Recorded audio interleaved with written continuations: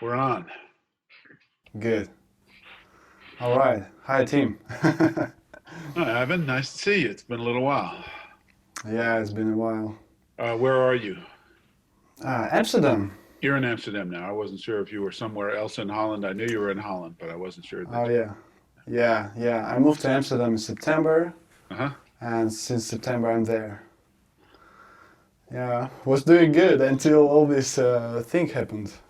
Yeah. Until the thing happened. Yeah, we're gonna talk about it a bit later also. So, first, for somebody who doesn't know you, for instance, can you introduce yourself and just give an overview of your work, of where are you and what you do, where do you teach? Okay. I'm Tim Armacost, saxophonist. I am American, born in Los Angeles, but my father was a diplomat, so I actually lived in a whole lot of places growing up. So I'm a bit of a world citizen. I don't really feel like there's one particular place that's my home. Hmm. Although I've now lived in Hastings on Hudson for almost 20 years. That's the longest I've ever been in one place. Traveling around a lot, of course, to tour. Uh, but I've been living in the New York area for now, New York for 26 years, I think, and Hastings for 19, 18 or 19. Um, and among the places I lived was Amsterdam. Right after I finished college, I didn't feel quite ready to take on New York, and I had some friends who were here who were struggling to make the rent, and that made it hard for them to really deal with music. And I wasn't really sure that I wanted to be a musician yet, so I wanted to go someplace that I knew had a good music scene, um, so I could try it out before I took the full New York dive. So All right. I bought myself a plane ticket. This is many years ago. There used to be very cheap plane tickets, very cheap one-way plane tickets on an airline called People Express. It was $150 one way to Brussels. And so I bought myself a one-way ticket to Europe and took a little bit of money that I'd saved up. And I was kind of aiming for, at the time, Munich, Copenhagen, Amsterdam, London, Paris. Those were the five cities that I was sort of thinking about landing in. And Amsterdam was All the right. first I came to, and I found an apartment kind of unbelievably quickly for Amsterdam. And I didn't know that that was impossible until much later. So it now, in retrospect, like somebody was looking out for me.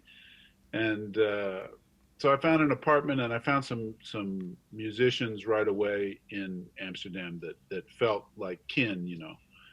And so I started out. I wound up staying there for 7 years. Okay, how old were you when you moved?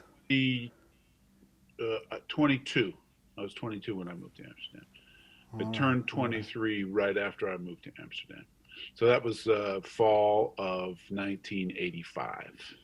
And at the time, there Okay. were Americans living in Amsterdam. The scene was very robust. There was a very uh, happening straight ahead jazz scene and a very happening free jazz scene.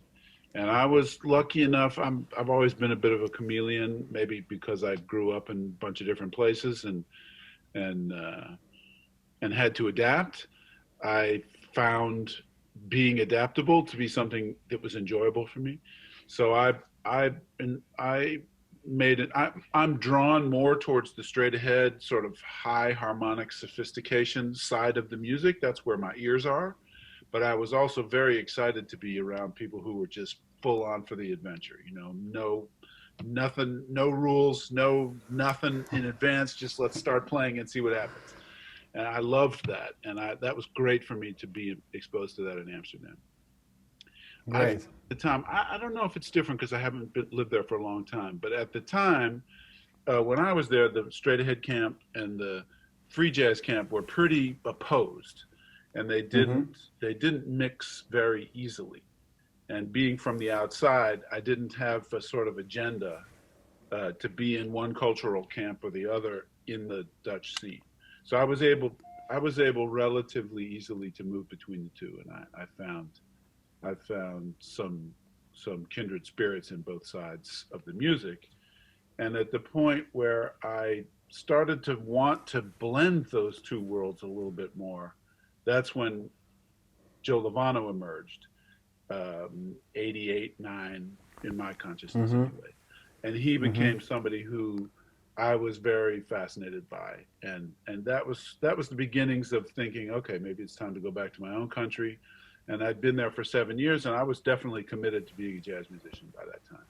So then the move to New York was starting to become inevitable, and Joe Lovano, being a guy who could blend all those different, he didn't live on one point on the spectrum. He had a band for every point on the spectrum, from highly complex to totally free music, and I found that very inspiring. So that was kind of one of the things that got me thinking about moving to New York.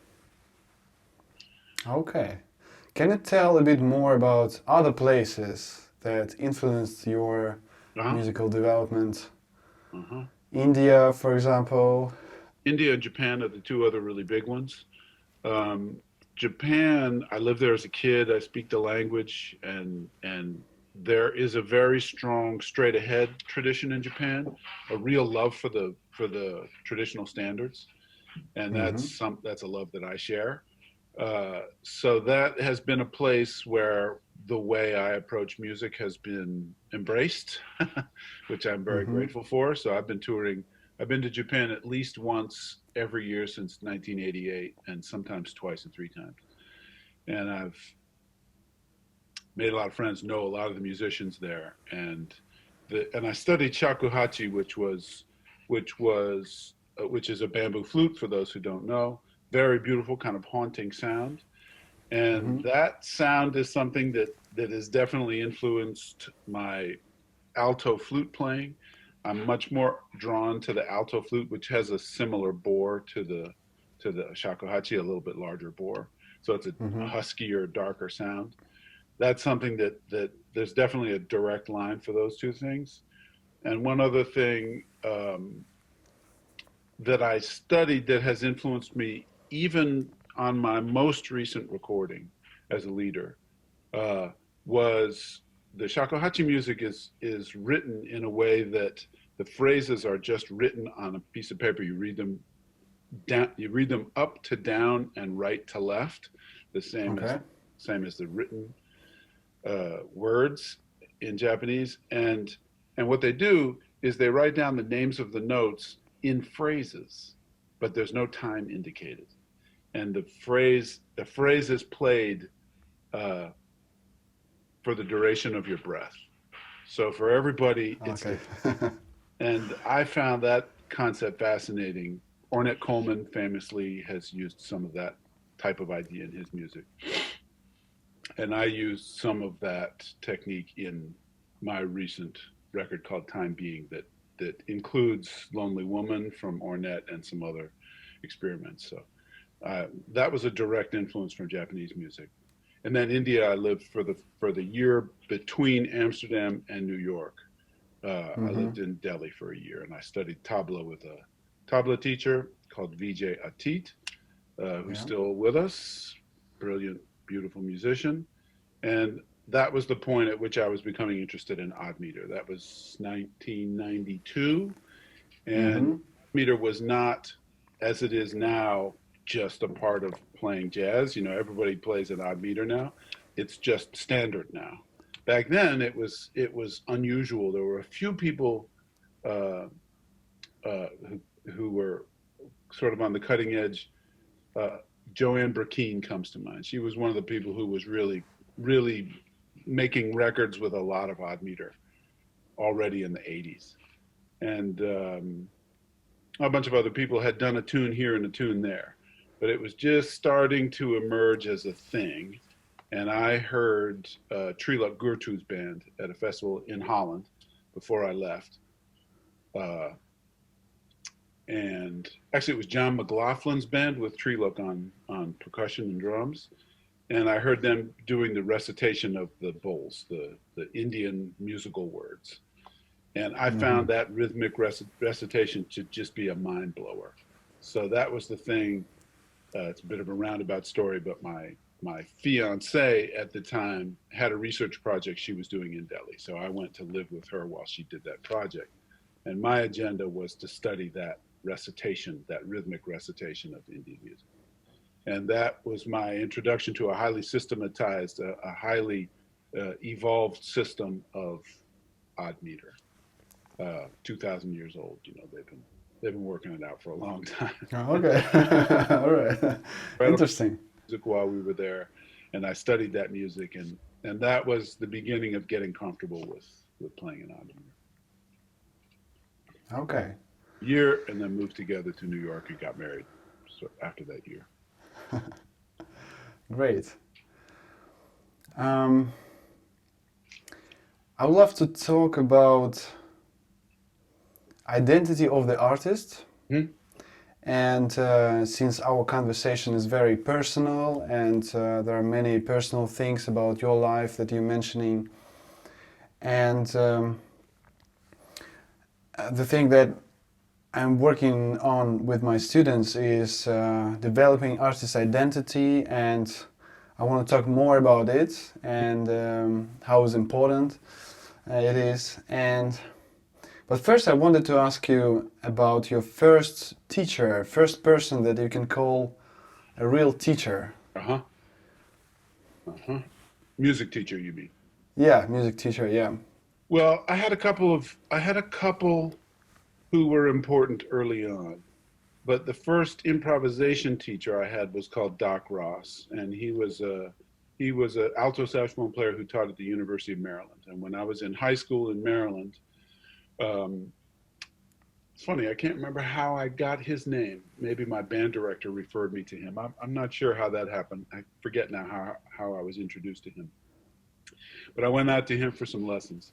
And the thing that he did for me that I've just been writing about recently, that was very important in retrospect, is I was playing a student model tenor, you know, and I was starting to get interested, and I was starting to practice, and he would give me something to do, and I would really do it.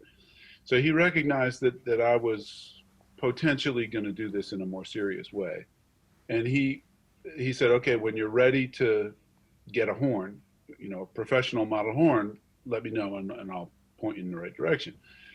And the thing that he did that I've always been grateful for is he didn't make a list of, you know, this is John Coltrane. He plays a Selmer with a, you know, whatever. You can't really say that because Coltrane had he had a bag full of really pin it down.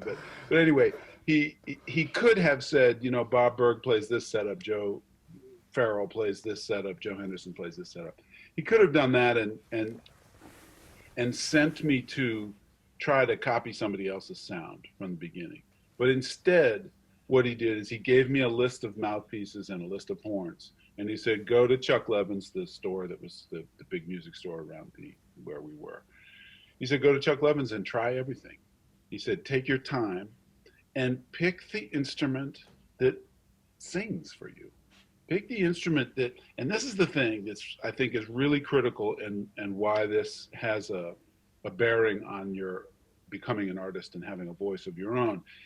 He engaged my feeling.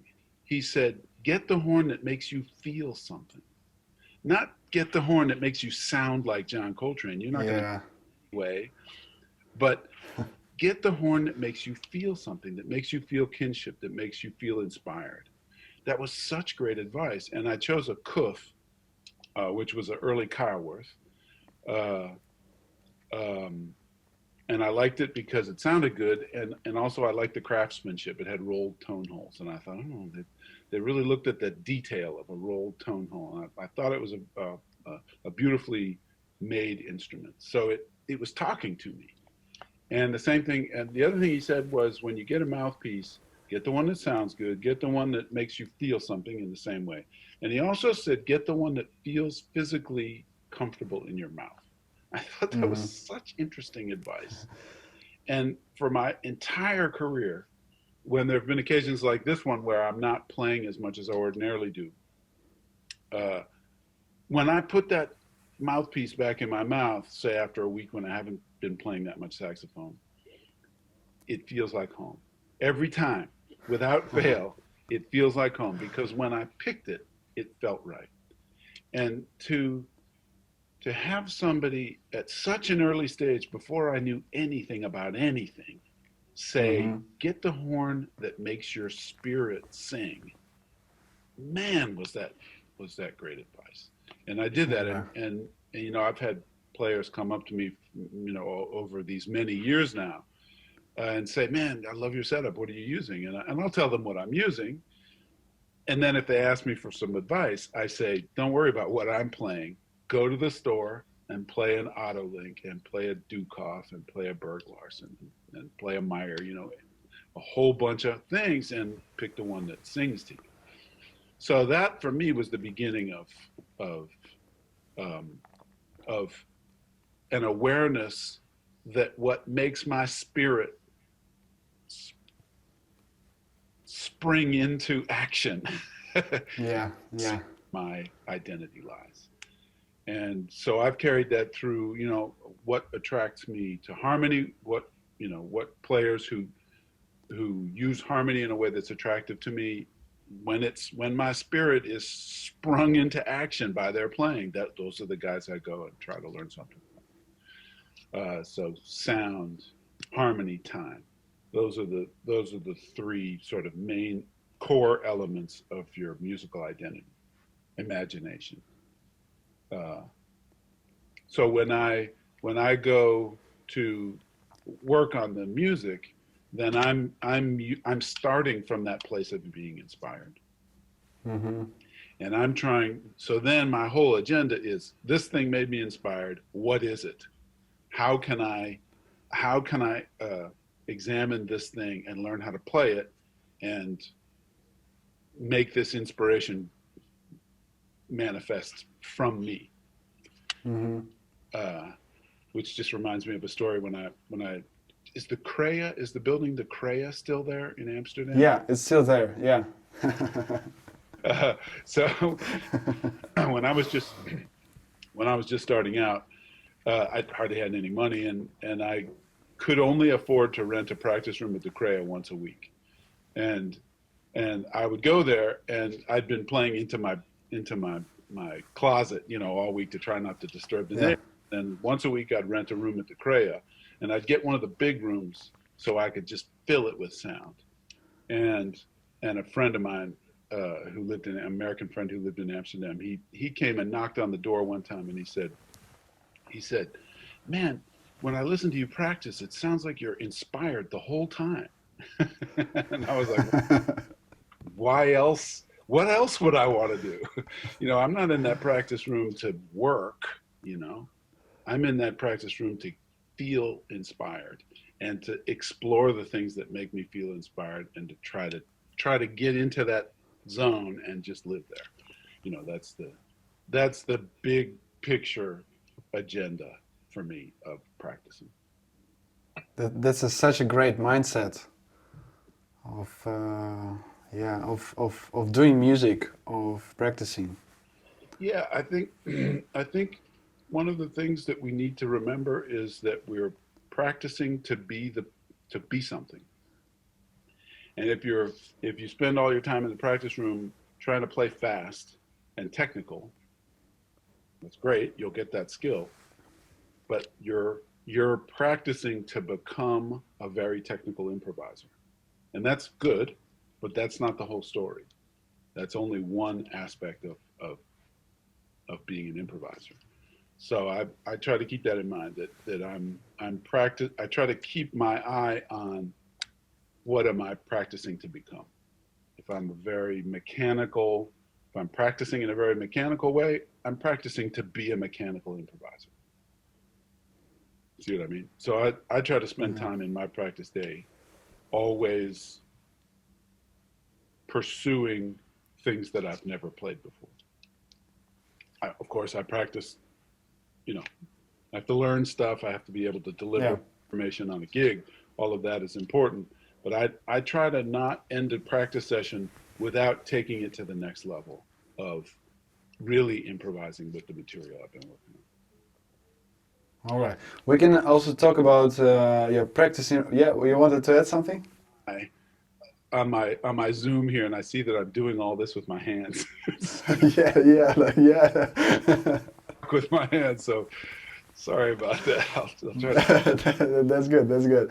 I wanted to ask you about practicing a bit later, but first, was there a moment that you can recognize when you realized, okay, music is my calling, it's gonna be my profession, it's happening, it's there, I'm gonna go 100% there. There sure was. Yeah, I don't know if my experience was unusual or if it's like this for other people, but I had been living in Amsterdam about 7 or 8 months, and I was running out of money. I had a few gigs, so things were starting to, it was starting to look like there was a possibility that I could live in Amsterdam and make enough money to get by.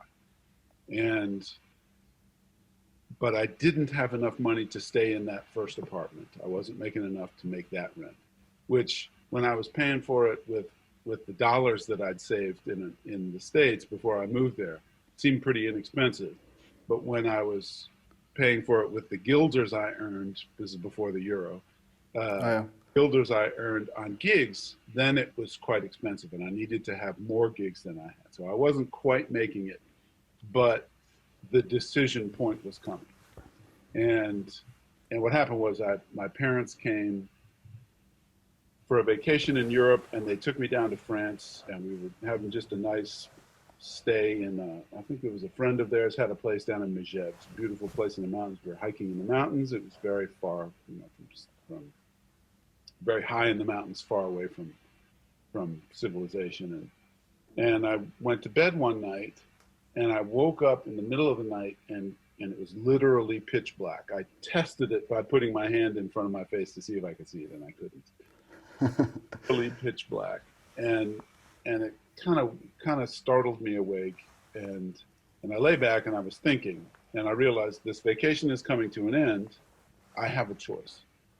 I can either let my parents buy me a plane ticket and fly home and go back to graduate school or do something else, pursue a different career, or I can stay in Amsterdam and try to do this. And it looked like a very clear parting of the ways, there were two paths, and it was pretty clear. And I realized as I explored it that choosing to go back to Amsterdam and have a go at it was choosing to do it for the rest of my life. It wasn't, I'd been having a go for 8 months, and I could see that now was the moment. If I do this, I'm committing to doing it for my life. And then when I was clear about that, and I thought about it a little bit further, I realized doing that is being what I want to be. That's what I want. And so it was pretty easy to make that decision when I could see it fairly clearly like that. And I told my parents the next day, and they were deeply disappointed. Actually, that's not quite right. That's not fair to my parents. They weren't disappointed, but they were worried that I wouldn't be able to make a living. And by the next Christmas, I brought home my first LP that I recorded in Holland. And once they saw that LP, and I also got a guest teaching job at the conservatory in Amsterdam. And once those two things were in place, then they just kind of switched and said, wow, this guy is serious about what he's doing. And they've been really super supportive ever since. Great.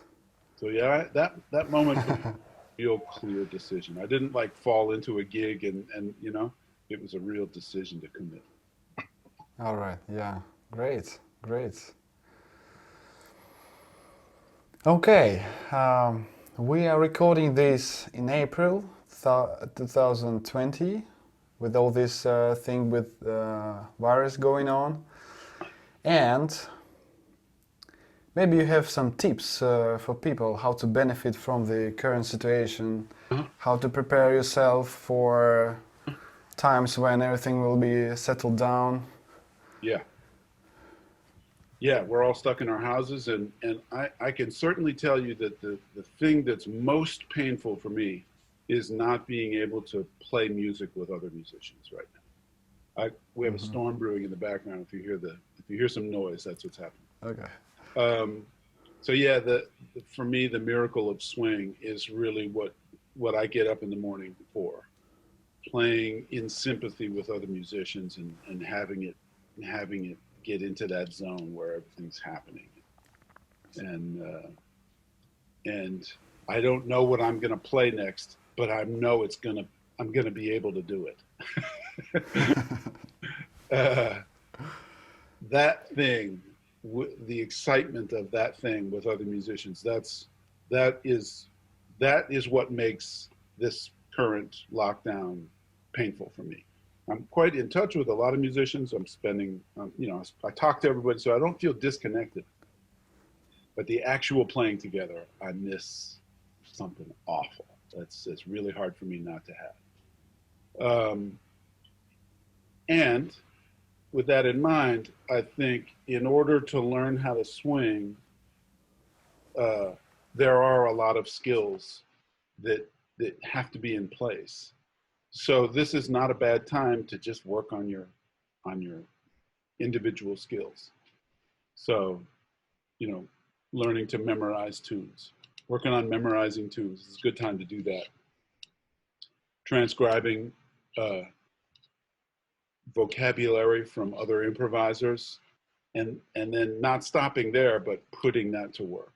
So taking a phrase from Tom Harrell. I heard a beautiful line from Tom Harrell this morning.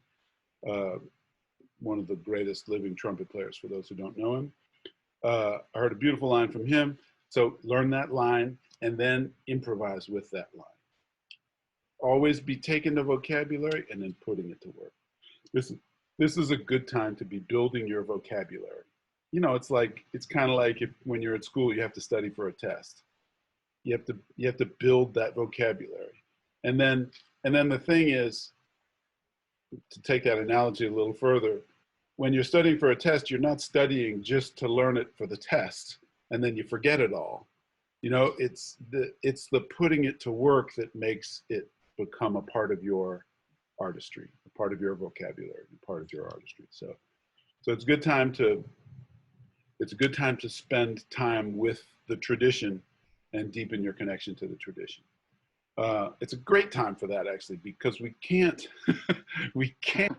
together and try to, hear how our original music sounds when it's played by other musicians. We can't do that right now. So it's a great time to turn to the tradition and strengthen our foundation. Uh, those are some of the things I'm thinking about. Okay. I'm also trying to compose. I can't, as I just said, I can't hear it played, but I am trying to sit at the piano and and find some new things to do. I'm also working on my piano skills. That's another thing I was thinking about this morning. It's not a bad time to fill in some of the gaps. When we're just running from gig to gig and teaching and doing all kinds of stuff, you can lose perspective on what your playing needs to improve. Mm-hmm. And now we got all this time. It's a great time to address, take stock of your playing, listen to some recordings that you made maybe, and what's missing in my playing. Now's a great time to fill in the holes because we're not being pulled in a whole bunch of directions. So for me, I'm sitting down at the piano. I'm working out of Jeb Patton's comping book, and I'm learning to comp. I'm learning the comping vocabulary at the piano because that's helping me with my visualization of harmony, which I think is really a key thing. It's also helping with me with when I get back, I'll be able to comp better for my students, which is good, and I'm increasing my piano vocabulary.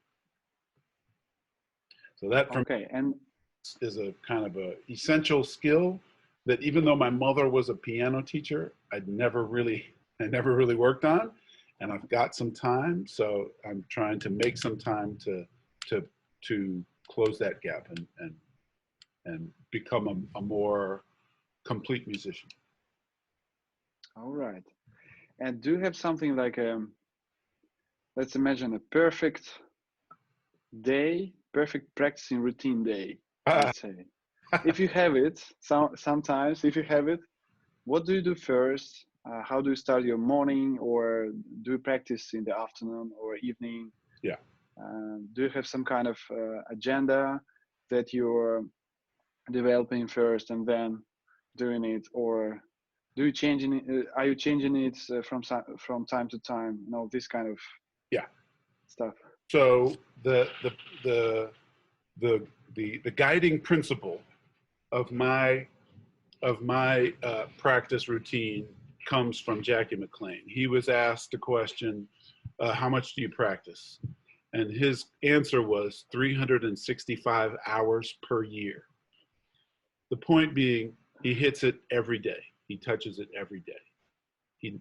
And you know, I'm sure he had some days when he didn't touch it, but that was his articulated goal, was to be involved with the music every single day.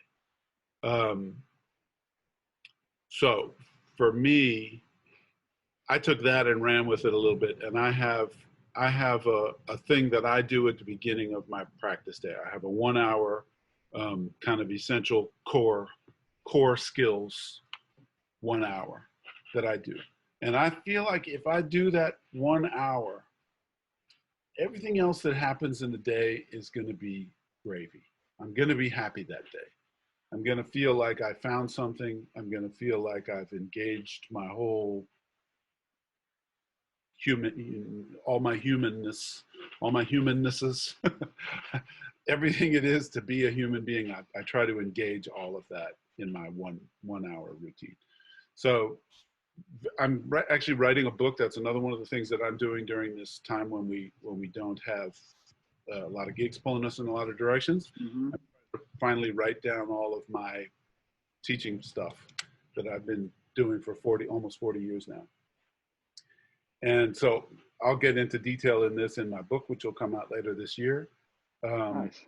But to sum it up in a nutshell, the first thing I do is try to work on pure melody. So what I do is I sit at my piano, I play a fifth in any key, and I try to do a different one every day. And then the only rule for myself for this first 20 minutes, so it's an hour that I divide into 3-minute segments. The first 20 minutes is just, I'm only playing what I hear. So if I hear a simple melody, then I try to play that on the saxophone.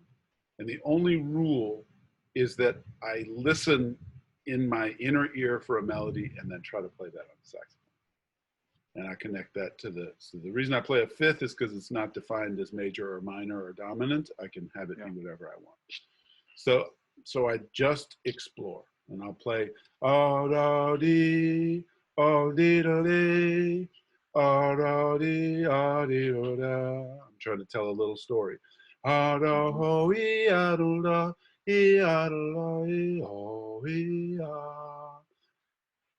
phrase, answer that phrase. Where does that want to go? So I'm asking myself, the music I just played, where does it want to go? Where does it need to go?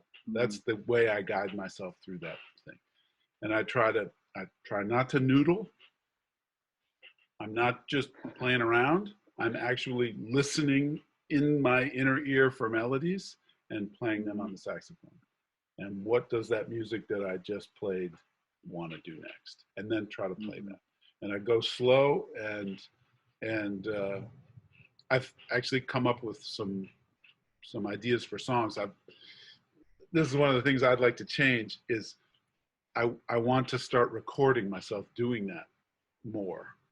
I've used it in a way of thinking, I just want to release myself from any rules. I just want to explore. And there's a way in which recording something puts a little limiter on that. You know what I mean? Tension or something. Yeah. But I think I'm going to, what I would like to do is change that and get used to recording that more often. Because the things that I come up with, where my goal is to play something I've never played before for 20 minutes, I come up with a lot of really nice melodies, and I could probably be more productive if I wrote some more of those down and expanded them into songs. So that's a change I'm thinking about making. And I also do that with all of my students. The first 20 minutes of our lessons, 15, 20, depending on what the agenda is, that's what we do. We just play melodies for each other. And then sometimes we'll pass things back and forth. Sometimes we'll have a goal of something we're trying to do. But the main goal is to keep the ear, be the leading edge of the idea. What I'm hearing, play it on the saxophone. So I'm connecting to my inner ear, my imagination, and I'm connecting my imagination to the saxophone. To me, that's the fundamental exercise. That's what I want to do as an improviser. I want to be singing straight through the saxophone with no hesitation, no inhibition. That's my goal. So I practice, because that's my goal, I practice that every day. That's the first 20 minutes. Second 20 minutes, I transcribe something, find some vocabulary, transcribe it, and then improvise with it. I don't just play it exactly the way I heard it, but I try to make changes and make that new word a part of my vocabulary by using it. I do that for 20 minutes, and then for the last 20 minutes, I just kick off a tune. Okay. And I start playing a tune, and I improvise for 20 minutes. And I have a bunch of goals, but the main focus is I'm practicing improvising with the same intention as I do on the bandstand. In other words, if I make a mistake, I can't stop, and okay. I have to keep going. So that's the main thing, is that I'm practicing to perform. I think that's one of the things that I certainly didn't know enough about earlier on, that I could do that I could practice to perform. I had more performing opportunities, so that was nice. Amsterdam was great that way. So there was a way that integrating my practice time with performing was taken care of, but I think that's different now for a lot of people. And you can actually practice to play in the way you would on the bandstand in front of people. So I make a point to do that now for 20 minutes. That's my first goal, practicing to be a good performer. My second goal is to play long enough that I have to start improvising. In other words, 5 minutes of that might be doing some variations on some of the things that I know already. I get bored of that after a few minutes. Now I really have to start it. In order to get it happening and keep it happening for a full 20 minutes, I really have to improvise. And pushing myself to that point of, I've now played everything I know. What do I do next? Getting to that point, I think, is something that's really worth seeing. So that's my 1 hour divided into 3 20-minute sections. And sometimes I'll do 30 minutes of each if I have an hour and a half. The 20 often feels a little bit too short. So I'll do that for an hour and a half. Then I feel like I've set the foundation for the day. And then, learning tunes for gigs and writing an arrangement for, the other things that are necessary to be a working musician, they get priority after that. But I feel like if I do that sort of core improvisation work first thing in the day, everything that flows from that is going to be pretty good. All right, interesting. I think for the last, let's say, 10 minutes of our conversation, I would love you to talk about common mistakes or I would say, common misunderstandings of, let's say, young musicians, you know, or beginning musicians.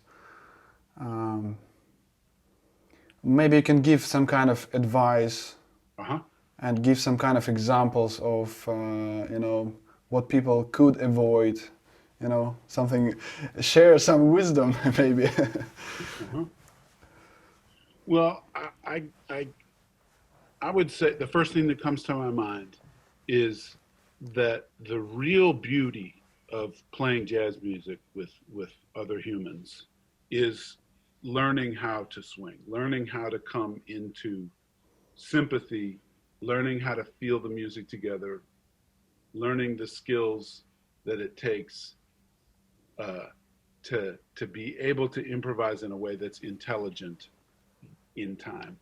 That to me, that experience of swinging with other musicians is the source of just unlimited joy. Every time I get there, it's a beautiful thing. And every time I can't manage it, you know, the band doesn't get along or the band doesn't quite fit together for whatever reason, it's frustrating. So,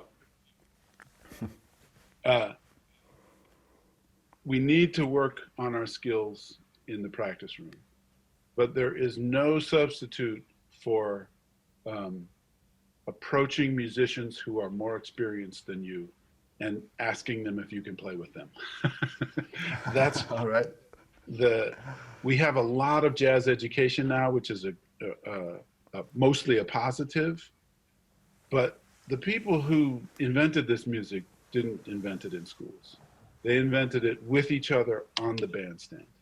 So in order to really find out if what you're doing is working, that you have to get on the bandstand with people who know what they're doing.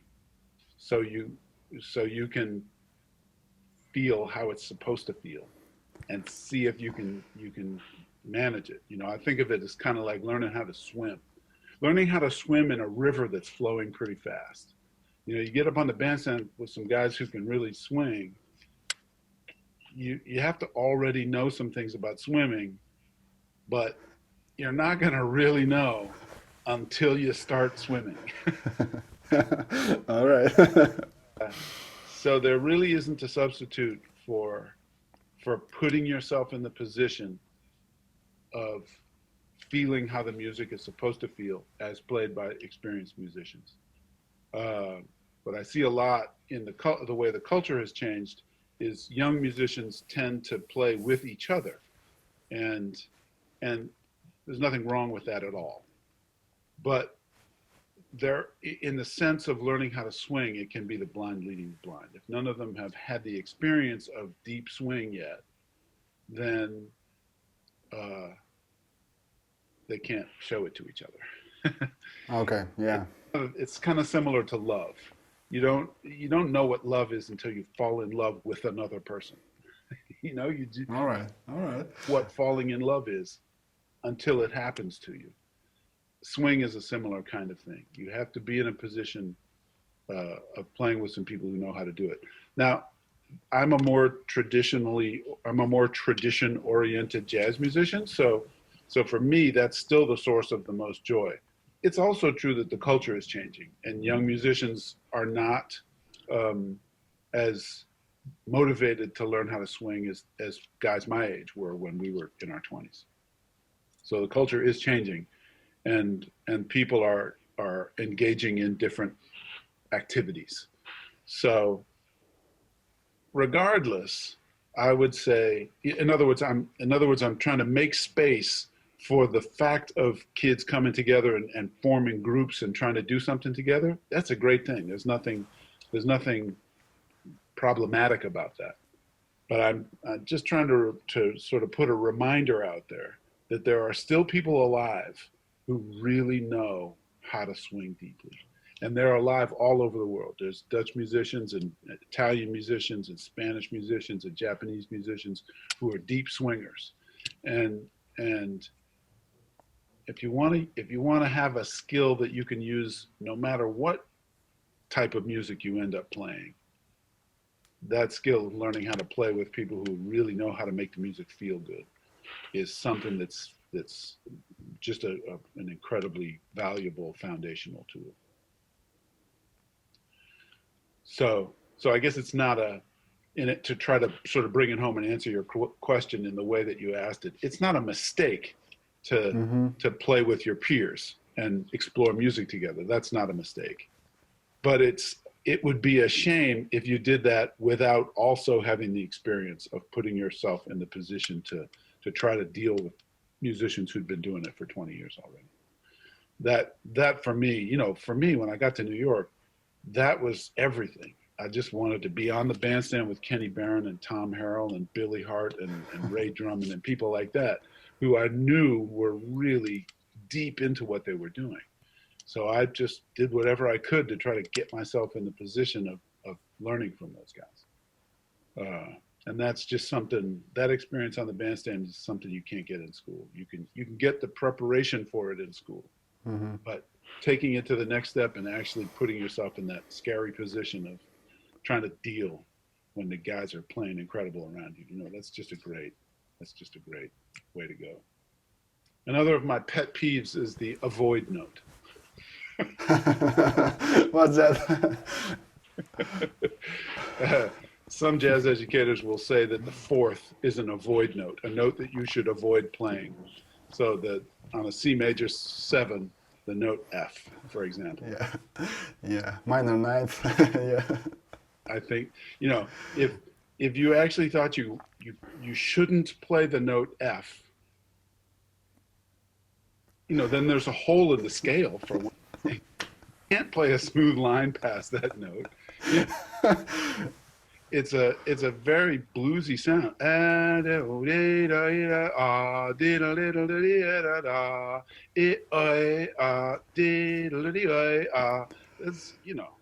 It's a beautiful note. It's just whenever I hear somebody say, the avoid note, I go, no, it's not an avoid note. It's a note that really needs to move. So if you play the fourth, if you try to sing the fourth on a C major 7, it's not going to sing, it's going to clash. So that note has motion in it. It needs to resolve. It's a resolving note. It's not a big ringing note, but it's definitely a note to play. That's good. It's a mistake not to play F on a C major scale.